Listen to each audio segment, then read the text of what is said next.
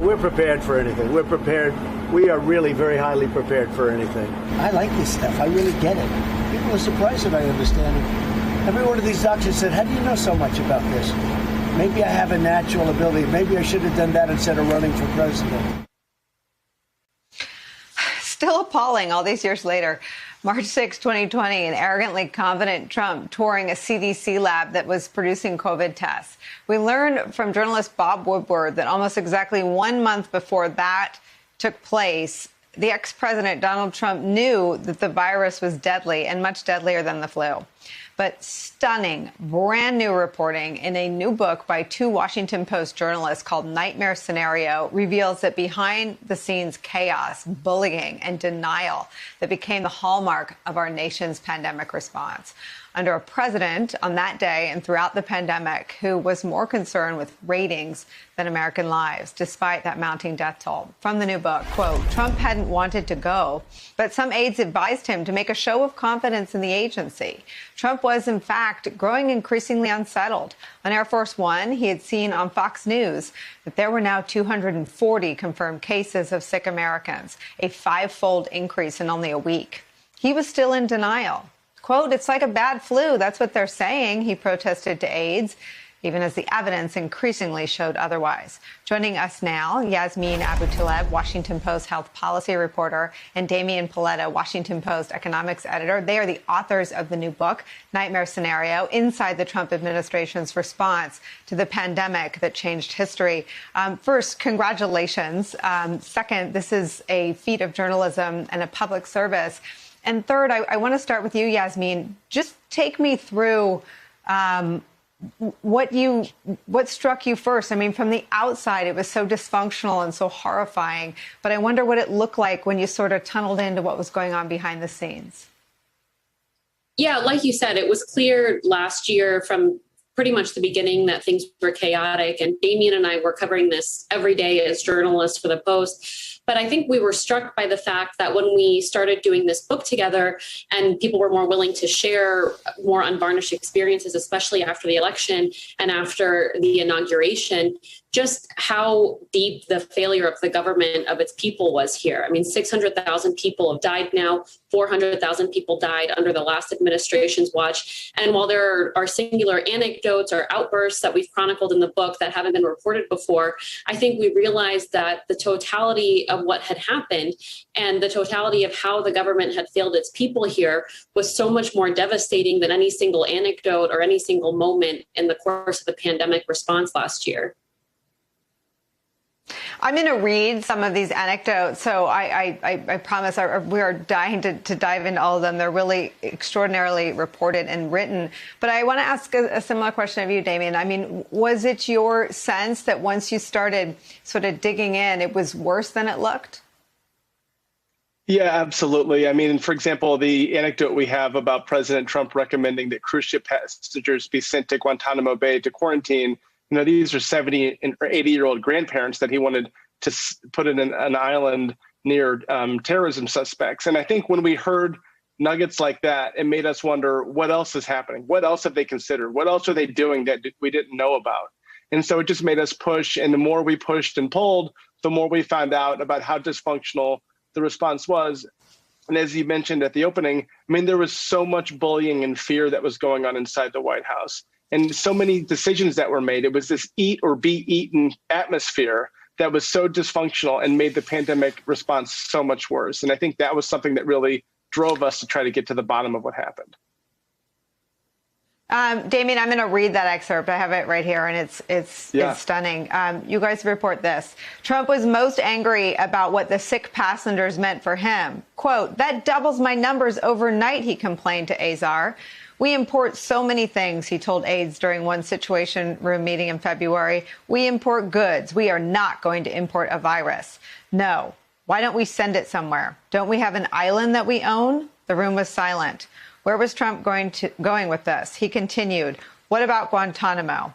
Everyone froze from pages 58 to 60. So I guess, Damian, my question is, they froze, but what did they do? I mean, did they tell him no? What happened next? No, I mean, like a lot of these crazy ideas, initially they sort of said, okay, sir, we'll look into that. We'll get back to you. And they hoped that he never would bring it up again, which sometimes he wouldn't. But in this case, he did. He brought it up a second time in another meeting in the Oval Office. And that's when they decided, the aides kind of huddled and said, well, listen, we have to kill this idea. There's no way we can do this. It'll be a public relations catastrophe. And so, this idea was one that they were able to kind of wrestle to the ground, but there's so many others that were not. And we saw the consequences, whether it was pushing hydroxychloroquine, whether it's him floating the idea of injecting bleach, so many things that he just, went from his head right through his mouth, and, it made his aides scramble. And then it really set back the scientific response, because there was no confidence in the public health community that they had input with the president when he was kind of trying to lead from the pulpit or from the Oval Office. Yasmeen, was there anything you uncovered that sort of went against what we saw? I mean, what we saw was a president concerned about his numbers. I mean, he also says that the CDC, I don't want my numbers to go up. He wants them to go to Guantanamo. Was there anyone talking about human suffering or presenting that to him? There was. I think one of the things that we tried to really understand in this book is we spent a lot of trying to understand the role of Deborah Birx and how she was dealing with all of this, what she was doing. So I think the public perception of her is a bit simplistic and not entirely in line with what she was actually doing.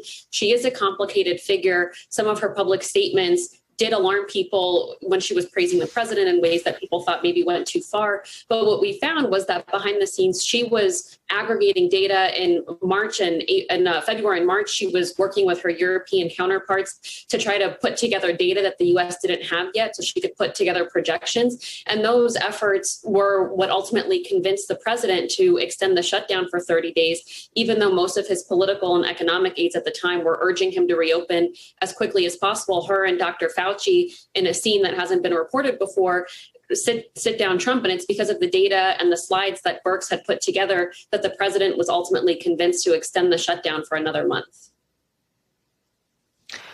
I want to ask you, Yasmeen, about an episode that I think we know very little about, and that's just how gravely ill the ex-president was. You have some reporting here that I want to read to our viewers. People close to Mark Meadows said that he was consumed with fear that Trump might die. At least two of those who were briefed on Trump's medical condition that weekend said he was gravely ill and feared that he wouldn't make it out of Walter Reed. Robert Redfield spent the weekend Trump was sick praying that he would recover, praying that he would emerge from the experience with a newfound appreciation for the seriousness of the virus. Yasmeen, of course, he did the opposite. He sort of went full Mussolini up with his government-produced videos, ripping off his mask, pounding his chest, and became almost more counterproductive to public health recommendations afterward. Talk about that episode and the fear that he might die among his aides.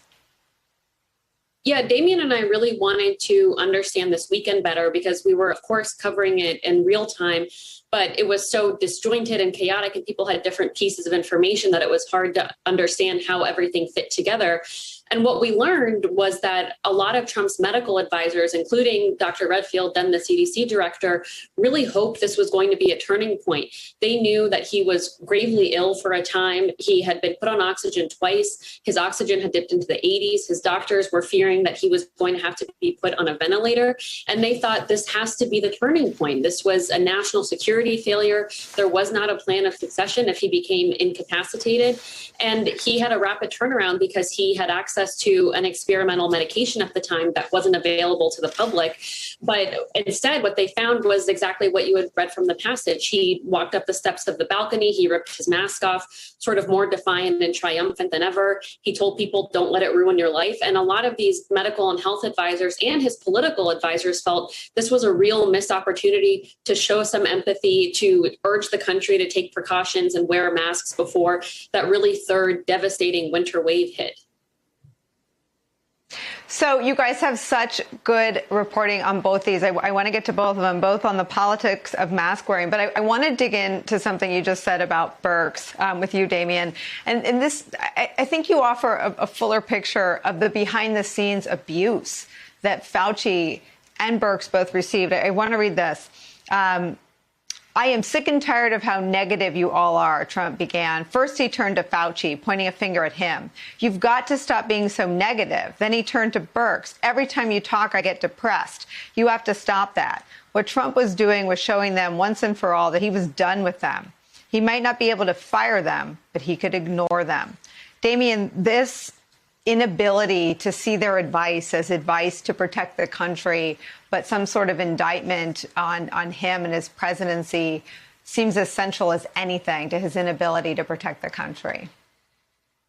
Exactly. I mean, I think one of the things that we really dug into with Birx and Fauci was their track records and their legacy as doctors that really grew up and rose during the AIDS pandemic. And you know, they learned that you have to tell the truth. You have to be honest. You can't lie. Even if the information you're conveying is really difficult, you have to, you know, be forthcoming. And so now they're in this situation with a virus that no one's ever seen before, that's completely out of control, and a president that wants to tell them to be more upbeat and positive. And, you know, I think Dr. Birx at times kind of tied herself in knots to try to appease the president so that she could stay on the inside and have influence. Dr. Fauci obviously felt much more comfortable being adversarial. But at the end, you know, the president kind of tried to cast them both aside and have Dr. Scott Atlas play his chief medical advisor role.